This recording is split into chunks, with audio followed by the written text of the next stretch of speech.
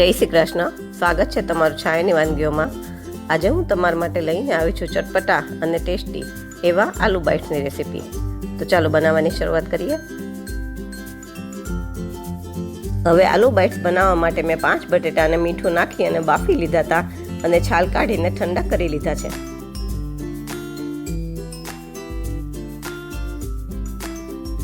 મેં આ બધા બટેટાને આવી રીતે ખમણી લીધા છે. તો હવે આપણે એમાં મસાલો કરશું.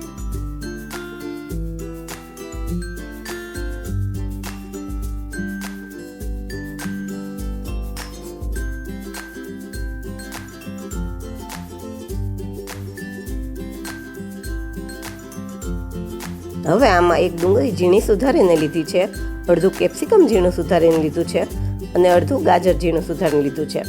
હવે 2-3 લીલા મરચાંના કટકા, અડધો ઇંચ જેટલું આદું ખમણીને લીધું છે, 1 ચમચી આમચૂર પાવડર અને 1 ચમચી ગરમ મસાલો, સાથે 1 ચમચી મીઠું, 1 ચમચી મરચું અને બાઇન્ડિંગ માટે 2 ચમચી કોર્નફ્લોર લીધો છે. હવે આપણે આ મસાલાને લમ્સ ન રહે એ રીતે એકદમ હાથેથી સરખી રીતે મિક્સ કરી દેશું. જો તમને મારી વાનગીઓ પસંદ આવે તો મારા વિડીયોને લાઈક કરજો, શેર કરજો અને મારી ચેનલને સબસ્ક્રાઈબ કરજો.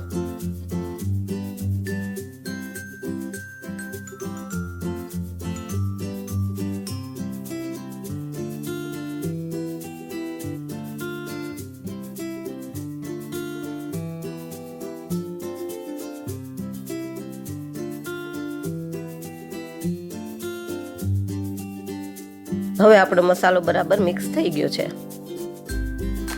હવે આપણો મસાલો હાથે ચીપકે નહીં એટલા માટે બંને હાથને તેલવાળા કરી લેશું. પછી આપણે જે મસાલો તૈયાર કર્યો છે એમાંથી નાના લુવા જેટલો મસાલો લેશું અને આવી રીતે હાથેથી ગોળ કરી લેશું.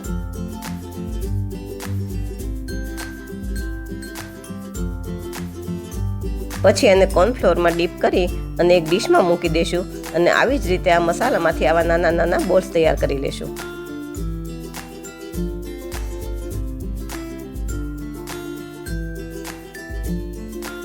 હવે તમે જોઈ શકો છો મેં બધા બોલ્સ તૈયાર કરી લીધા છે. તો હવે આપણે આગળની પ્રોસેસ જોઈએ. હવે આપણે બોલ્સને તળવાના છે. તો એના માટે મેં પહેલેથી તેલ ગરમ કરવા મૂકી દીધું હતું. તો હવે આ તેલની અંદર આપણે જેટલા સમય એટલા બોલ્સ અંદર નાખી દઈશું.